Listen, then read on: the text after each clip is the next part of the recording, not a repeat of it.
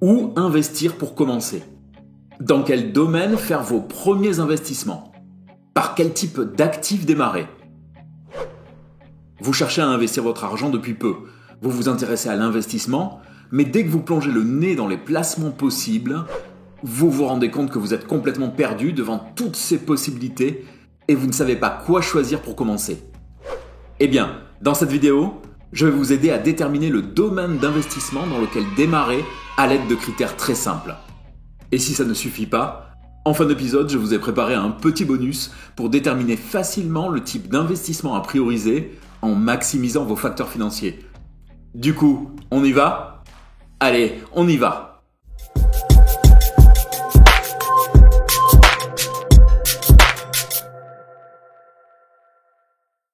Il faut un début à tout. Il y a quelques années, lorsque je me suis enfin décidé à investir une partie de mon épargne pour me créer un revenu complémentaire, je me suis très vite retrouvé face à une difficulté que je n'avais absolument pas anticipée. Le choix du domaine de mes premiers investissements. Le souci, c'est que c'est le genre de difficulté qui, si vous ne la dépassez pas très vite, peut tout simplement vous faire quitter la partie avant que le match n'ait commencé.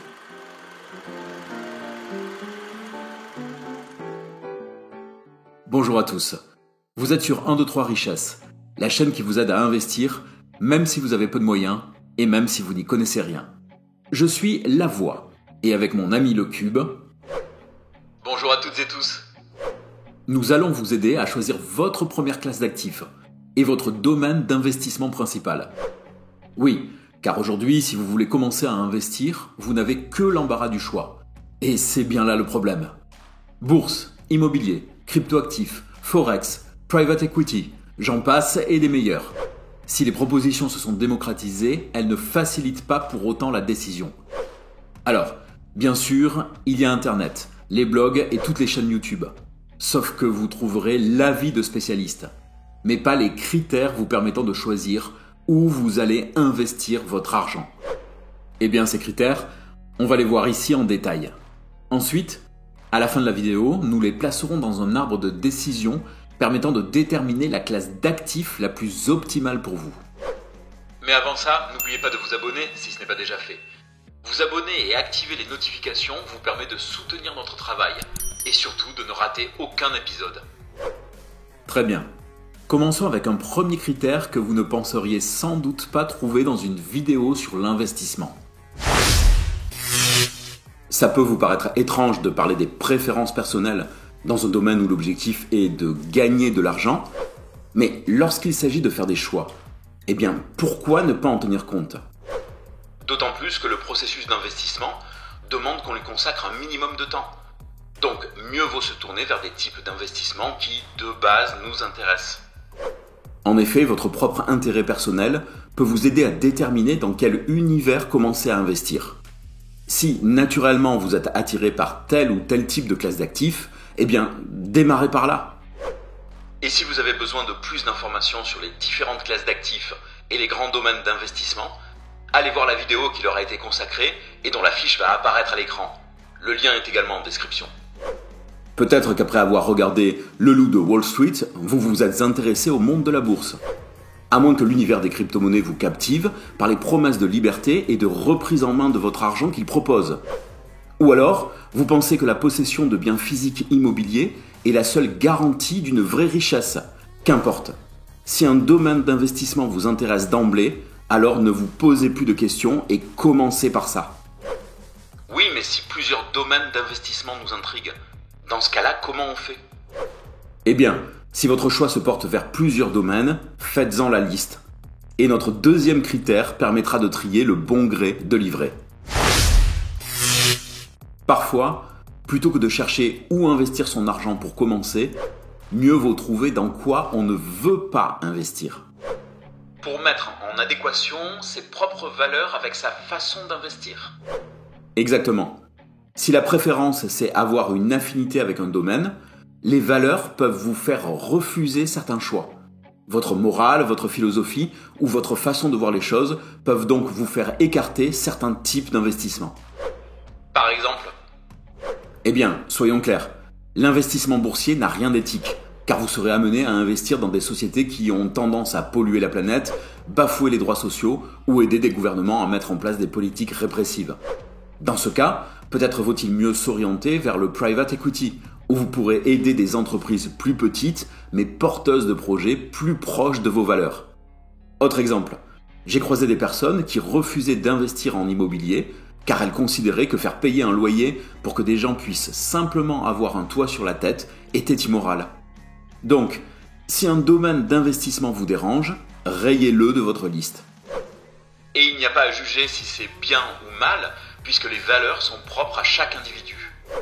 Tout à fait. Vous pouvez décider de ne pas investir en crypto-monnaie parce que c'est trop incertain. C'est le Far West, comme je l'ai très justement entendu dire. Un tempérament aventureux et croyant fortement au système pourra s'y frotter, mais quelqu'un de moins joueur évitera cet écosystème. Ah oui, parce qu'il y a aussi la notion de risque. Alors d'abord, tous les types d'investissements sont risqués. D'ailleurs, l'espérance de gain varie avec le niveau de risque. Ensuite, lorsque tu connais peu ou mal un domaine d'investissement, le risque est toujours difficile à estimer. Surtout lorsqu'on en est encore à la question du « où commencer pour investir ». On n'en tient pas compte alors ? Si, bien sûr. Mais il faut comprendre que le risque dépend aussi de la façon dont on répartit ses actifs afin de le modérer. Par exemple, dans les crypto-monnaies, le risque est essentiellement lié à la volatilité. Oui, les variations à la hausse ou à la baisse de sa valeur, pour faire simple. Mais tu peux pondérer cette volatilité par le biais de stablecoins qui vont stabiliser la valeur. Bon, au cas où, voici mon échelle subjective de niveau de risque en fonction des classes d'actifs. On part de ce qui me semble le moins risqué jusqu'au plus risqué. D'ailleurs, n'hésitez pas à nous donner en commentaire votre propre échelle de risque. D'abord, l'immobilier. Ensuite, la bourse, car oui, c'est moins risqué qu'il n'y paraît. Les prêts en peer-to-peer, si on est sur les bonnes plateformes. Puis le private equity, c'est-à-dire le financement de projets d'entreprise. À nouveau la bourse, mais orientée trading. Enfin, le monde des cryptoactifs. Mais, comme je l'ai dit, tout cela reste subjectif. Alors, voyons maintenant des critères plus objectifs et que nous utiliserons d'ailleurs en fin de vidéo dans notre arbre de décision. Il est des domaines où investir massivement peut permettre d'obtenir des résultats immédiatement. L'apport initial peut donc vous aider à obtenir ce type de résultat. L'apport, c'est la somme d'argent que vous avez mis de côté en amont avant de commencer à investir. Avoir un apport peut donc vous orienter plutôt vers tel ou tel type de domaine d'investissement, surtout lorsque vous démarrez et que vous vous demandez dans quoi on peut investir. Comme l'immobilier par exemple. Oui, mais on peut penser également aux actifs dits exotiques, dans lesquels l'apport peut servir de fonds de roulement pour réaliser des gains toujours plus importants. J'ai connu quelqu'un qui, dès qu'il avait un apport suffisant, investissait dans des chevaux qu'il revendait ensuite quelques mois plus tard beaucoup plus cher. Mais il faut avoir aussi les connaissances du marché dans lequel on investit. Tout à fait. Pour ces investissements, il savait exactement combien lui coûtait l'animal en nourriture, frais de vétérinaire, etc. Du coup, son prix de vente tenait compte de tout ça. Mais les actifs exotiques, l'immobilier et la bourse sont des classes d'actifs vers lesquelles vous pouvez vous orienter si vous avez un apport relativement important. C'est-à-dire ? Alors, c'est subjectif, mais l'expérience m'a montré qu'en fonction des domaines, vous pouvez considérer avoir un apport à partir du moment où votre stock de liquidité se situe entre 10 000 et 20 000 euros. C'est la base.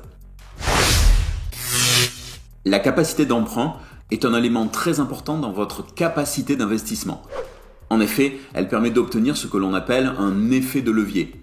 C'est-à-dire que la capacité d'emprunt va permettre d'augmenter la surface d'investissement tout en immobilisant seulement une petite partie de votre propre capital.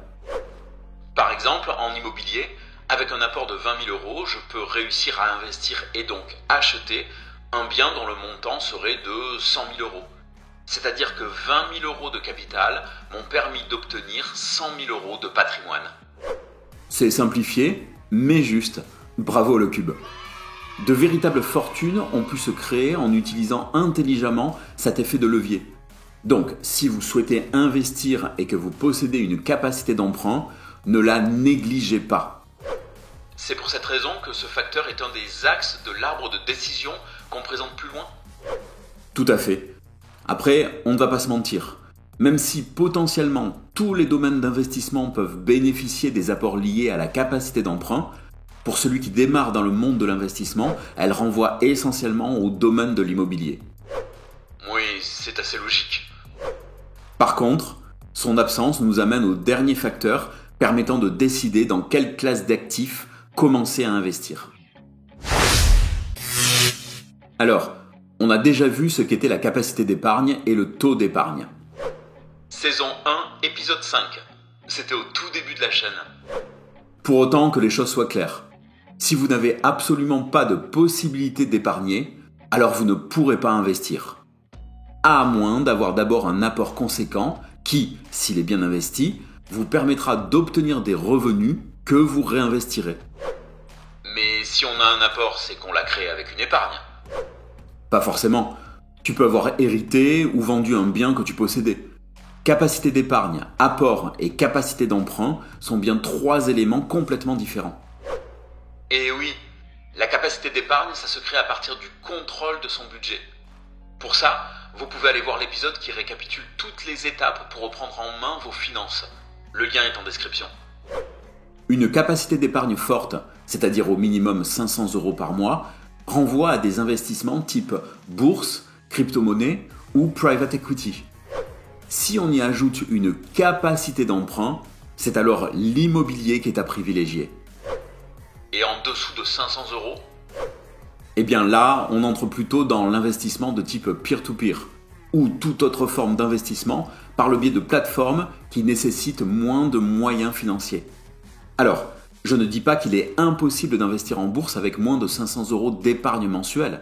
C'est juste qu'il vaut mieux avoir des montants plus importants pour bénéficier des avantages de ce type d'investissement. De toute façon, à ce stade, un domaine d'investissement a dû se distinguer des autres. Mais si ce n'est pas le cas, vous pouvez alors utiliser l'arbre de décision dont on va parler immédiatement. Si vous n'avez jamais investi votre argent et que vous vous demandez dans quel domaine commencer à investir, alors considérez cette partie comme votre prochain objectif à remplir.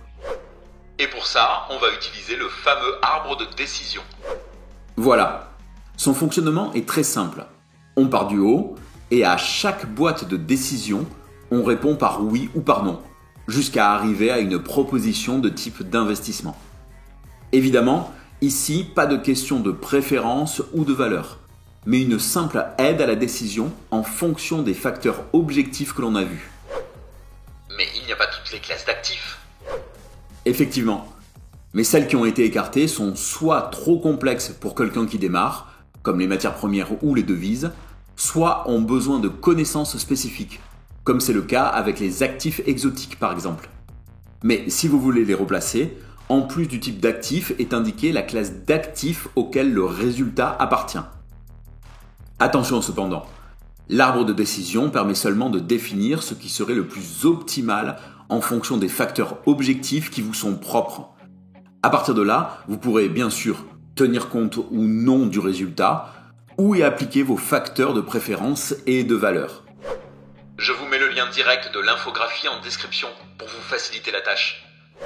Dans tous les cas, maintenant, vous avez les outils pour réaliser votre choix. Merci d'avoir suivi ce contenu jusqu'à sa conclusion. Vous pouvez d'ailleurs compléter ce dernier grâce aux articles de blog associés et dont les liens se trouvent en description. Je vous invite également à partager vos remarques et vos questions dans les commentaires. Bien sûr, si vous avez apprécié ce contenu, n'hésitez pas à vous abonner. C'est un soutien important pour la chaîne. Et comme s'abonner sans regarder les vidéos n'est pas très utile, activez la cloche et les notifications pour être prévenu dès la parution d'un nouvel épisode. Et si vous voulez continuer votre apprentissage des mécanismes de l'investissement, on n'a qu'à se dire à bientôt dans la prochaine vidéo qui va s'afficher à l'écran. On dit ça ? Allez, on dit ça.